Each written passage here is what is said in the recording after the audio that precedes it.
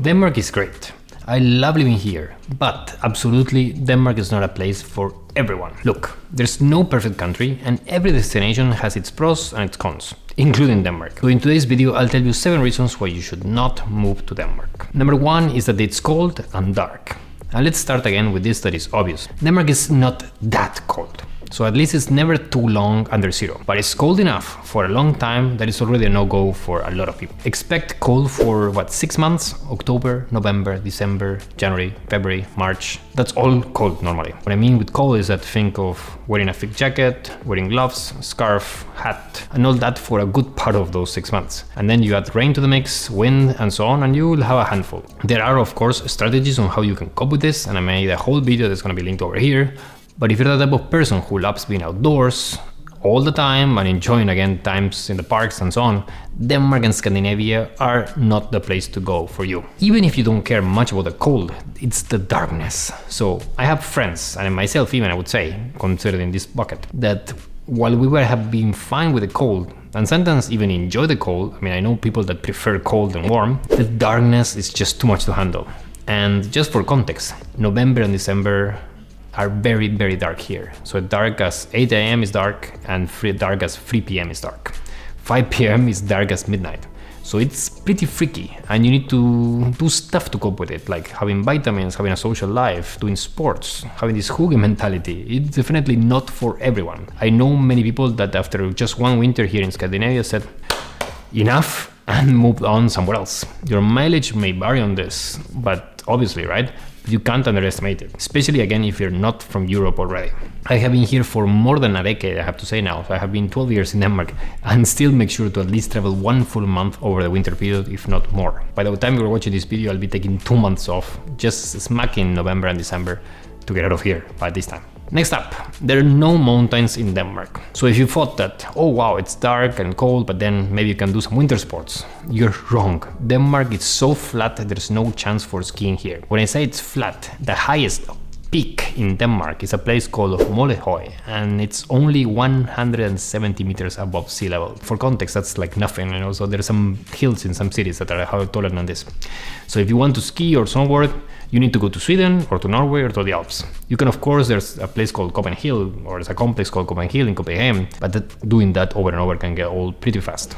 Adding to this, there's a kind of paradox here, right? If you ask me, one of the most favorite things I have about living in Copenhagen is how green it is and the amount of parks and wilderness and outdoor options that you have, again, directly in the city. It's amazing. But on the flip side, in the country as a whole, you have very few options. So you have sailing, which is incredible here, but beyond that, it's not that you have trekking places or scenic routes or anything like that. Again, it's just pretty flat. Denmark is not a place for the highly ambitious. Denmark is an egalitarian society. It's part of the national character of Denmark that you're not better than anyone else. And there's a whole concept here called a janteloven that basically touches on this. So if you really want to stand out, if you are an ultra ambitious overachiever, you're not in the right place if you're in Denmark. You will be either pushed down back to earth or you will lose some of your motivation. Again, it doesn't mean that you can aim big and you can do great things here. I mean, a lot of people do, but you'll not have the same vibes as you'll have in a place like New York or London or Shanghai, where people are working, you know, their rear ends off, pushing for change in the world and so on. Here it's more of a slow and steady. Just go to a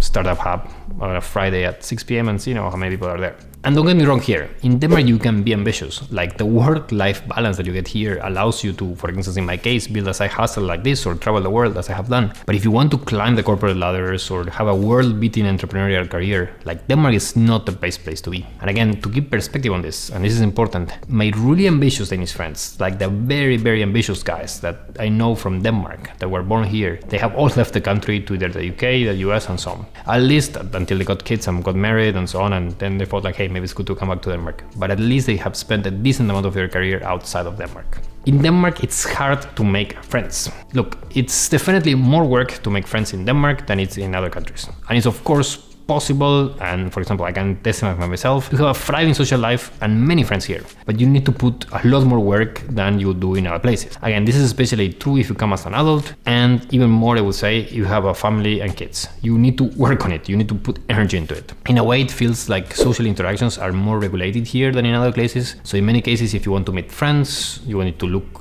weeks ahead into their calendar to see when they have time so you can book them. Again, not always and not for everyone, and I think it's getting better to 5-6 years ago, but it's still quite common that people are very structured. So again, people are nice. Don't expect again that people are not nice. People are very nice here, but just don't expect, this spontaneity and warmness that you will see in Southern Europe, in Africa, in the Middle East, Latin America, where I'm from. There's just a bit more distance here, less touchy and so on. Next up is that there's a lot of alcohol. Look, there's a lot of alcohol in Denmark. We're talking about beer, wines, liquors.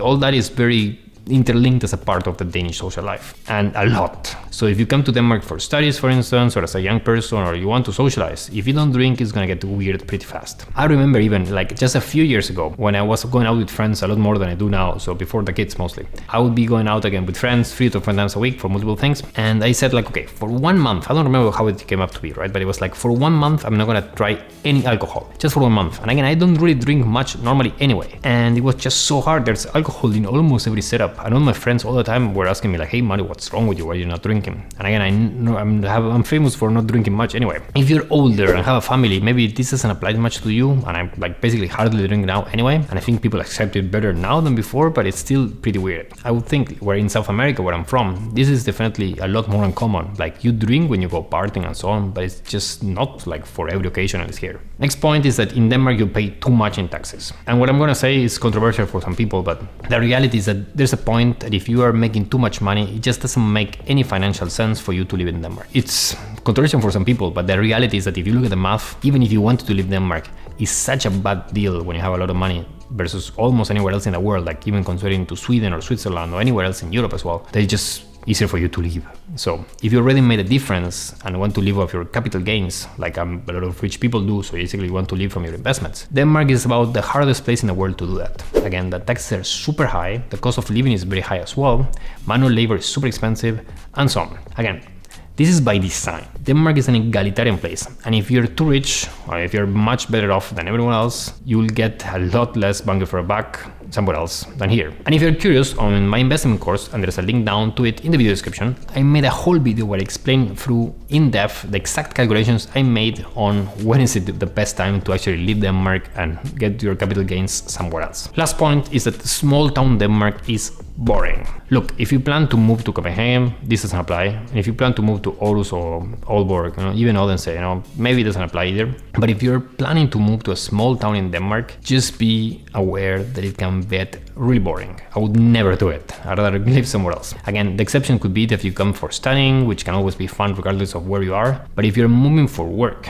to a small town in Jutland, I'm I don't know if I would make the decision, let's put it that way. It would be a big battle on how much, this super nice Danish work culture and the safety the kids could have can offset life in a cold, dark, small town where you'll need a car for almost everything and where the social life will likely be non-existent. If you're planning or you have the opportunity to move to a small town in Denmark, I would definitely fly in first, check the place out with time before you make any type of commitments. And if you enjoyed this video, you'll definitely love this one where I go through what are the best ways you can piss Danish people off.